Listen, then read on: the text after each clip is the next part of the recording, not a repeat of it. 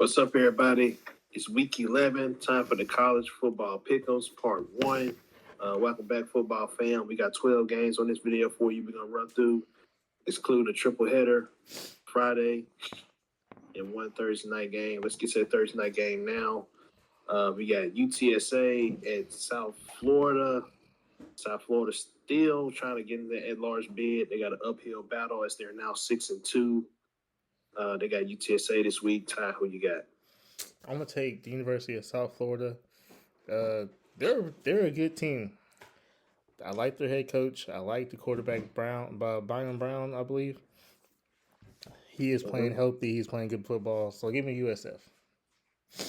Yeah, South Florida, one of the best offenses in the nation. Seventh in scoring, eighth in yards. UTSA, one of the worst defenses in the nation.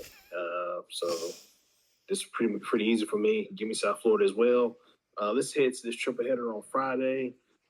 First up, we got Tulane 6-2 and Memphis 8-1. Ty, who you got? Yeah, I'm gonna take Tulane because I think Memphis might be a little distracted right now with the head coach taking the job at Arkansas.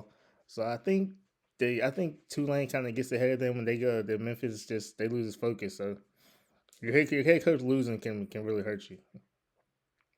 Yeah, he said he's gonna coach out the rest of the season. He's gonna see this thing through. So I think there's no letdown this week. I think they stay focused, and I like Memphis to get this victory.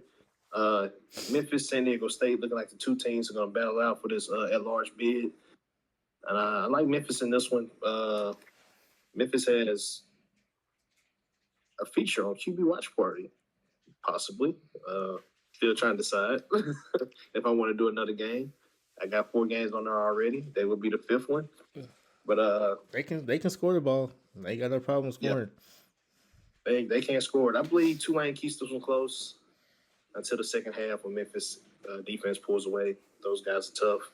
So you gotta give me Memphis. Moving on to the next game, we got Houston 7-2 against Central Florida, 4-4, kind of a waiting for the season to be over for Central Florida type of thing. Who you got? Yeah, I'm gonna take Houston simply because Central Florida does not have a quarterback. I thought they had one earlier this season, but he does not look like the guy of the future. He is a freshman, but you kind of know what he is right now. So I think you should go portal hunting. So give me Houston.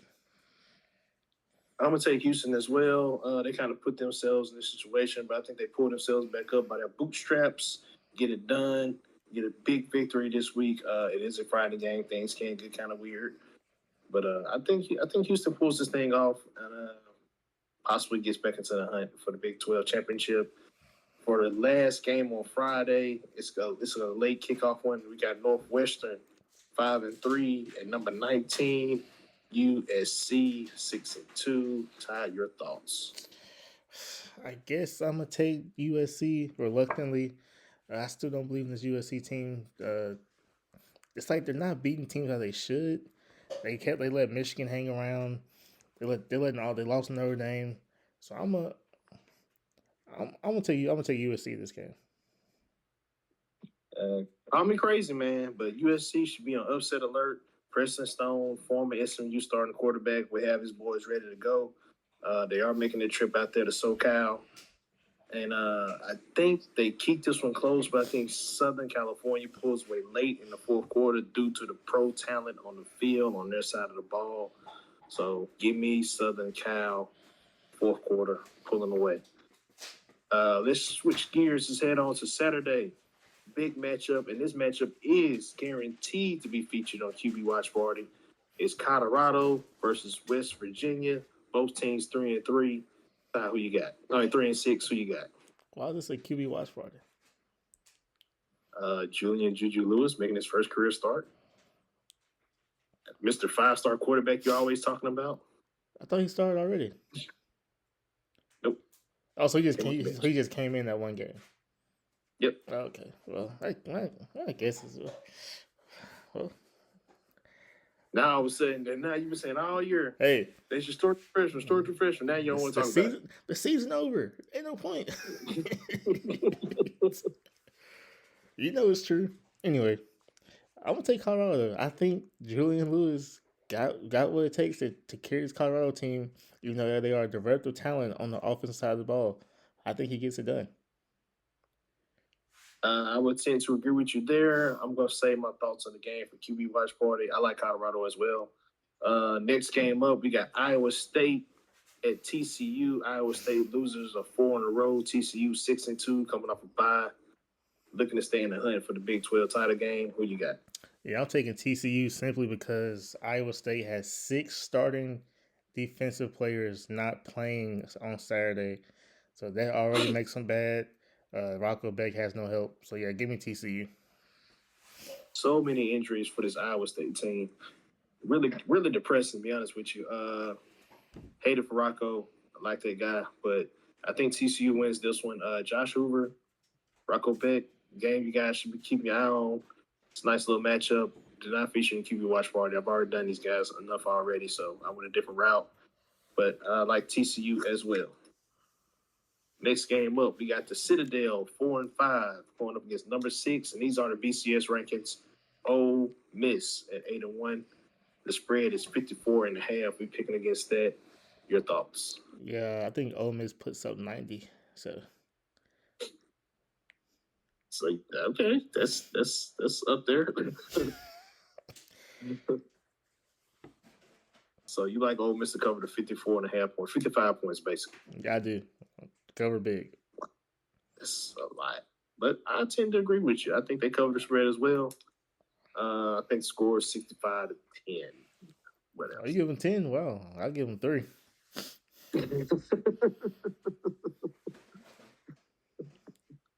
Garbage 4-4 to touchdown. Next game up, we got the number 1 team in the playoff rankings, Ohio State 8-0. On the road, taking on Purdue 2-7. Not much of a threat here. Ty, who you got? Your thoughts on the game? Yeah, Ohio State will be resting their starters by the third quarter. And I think this really hurts like Julian saying and Jeremiah Smith's kind of stats. I know stats aren't everything, but scouts do look at stats. They're gonna be like, why are these guys not getting more yards and stuff? But they're just blowing people out. Yeah, this could be a Bo Jackson type game. I think we're gonna see a lot of him this week.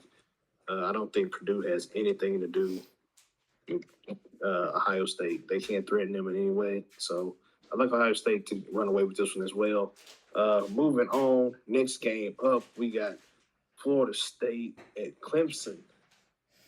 Both teams pretty horrible. Really nothing to play for here. But who you got? I'm gonna take Clemson just because Dabo Swinney seems like the way he called out the referees. So I think that kind of lifts his team up a little bit. They have a little bit more fight in them. So I'm taking Clemson, I guess. Shout out to Dabo Swinney for saying the quiet thing out loud. Didn't see that one coming, so I'm proud of him for that. He gonna get credit for me on that. But I will say Florida State will be a tough matchup for them. But since the game is in Death Valley and Clemson's the home team, I will be taking Clemson in this one to get one game below 500 to tie with Florida, with both teams being 4-5. It's about to get a little bit meatier, I promise y'all. But one more game to get through. We got Duke 5-3 at UConn 6-3. Ty, your thoughts? Yeah, give me Duke, man. Darian Mensah looks like one of the best quarterbacks. He's earning that money. Maine Diaz looks like he's still can't coach defense, even though he's a defensive coach. So hopefully they can get at least one stop against Cincinnati because I think this Duke Blue Devils offense can score on anybody. So I'm gonna look at the final score to be like 50-49. So Yeah, UConn surprisingly talented to be UConn. But I like Duke in this one as well. They do have a pretty solid pass rush. I think it goes unmentioned a lot, but Darian Mensah is the story of this team. My Lord, what a passer. He can do it all. Imagine him on Ohio State would be insane. Yeah. Give me Duke in this one as well. Got a lot of agreements here, man. I guess we're getting all these cupcakes out the way. But let's move on to the next one. We got Indiana 9-0, number 2 in the playoff rankings, taking on Penn State 3-5. Ty, who you got? Yeah, Indiana will blow these boys out. We will be seeing the other Mendoza brother by the end of the third quarter. So yeah, give me Indiana so we can get them live reps in for next year. I'm gonna take Indiana as well. Not much to say here. They've been blowing teams out all year. Why not blow out a very bad Penn State team? Also, y'all, I'm working on the video talking about quarterbacks: Drew Aller, Garrett Nussmeier, and Cade Klubnik. Those were the three top quarterbacks in the nation. We're gonna review how their year went. We're gonna talk about it. But let's talk about the big matchup on this video. We Lenore got a top. Sellers. Huh? You could put Lenore Sellers in there too. I could. I might. In fact, I will. Why not? Well, I'll just do it then because I know they were seniors, so they were coming out. And DJ Lagway. But did you say seniors though? Yeah. Yeah, seniors. My bad. So I'm just leaving it at those three. But the big matchup this week.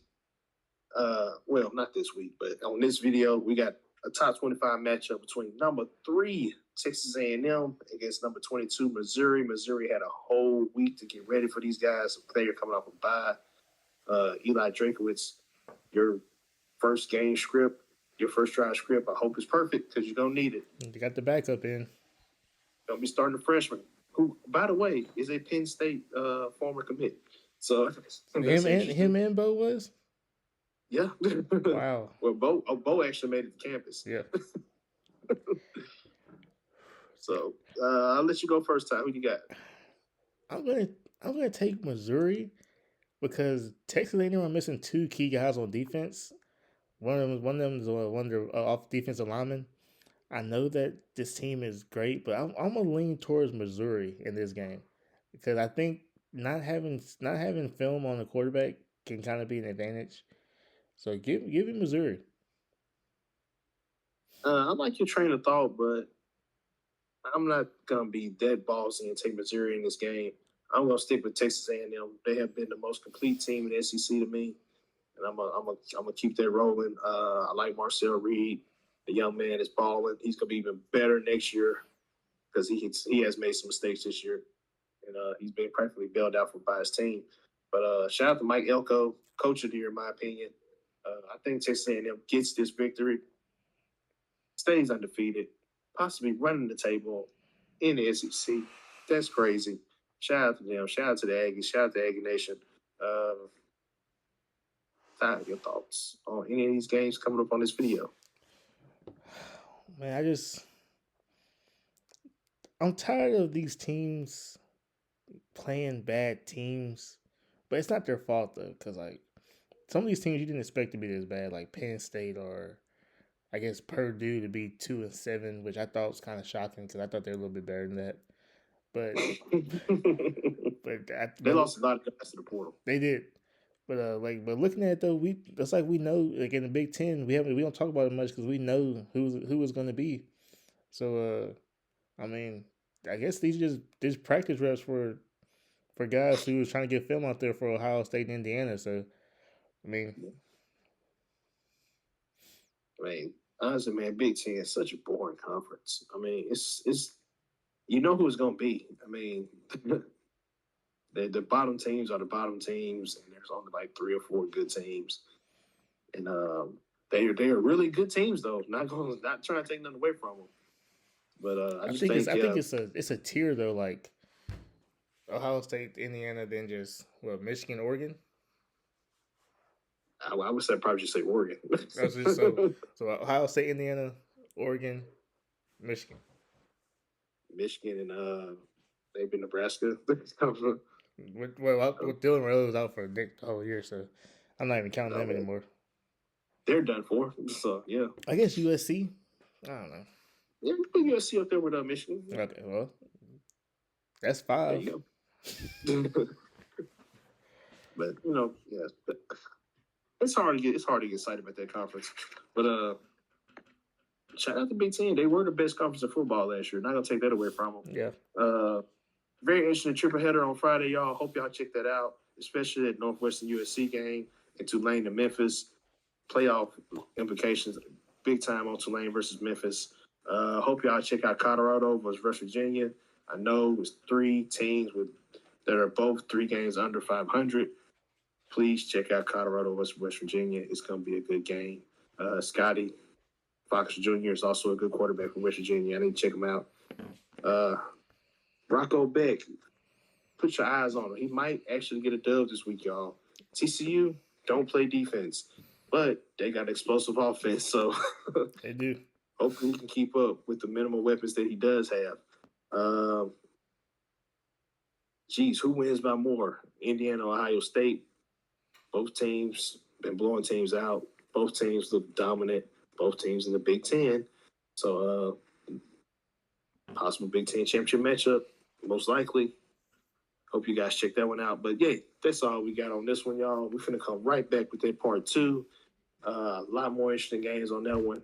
I messed up on the on breaking up the making them a little bit more fair. I put all the good teams on the other video, but it's all good. We're finna go film that right now for y'all. We out.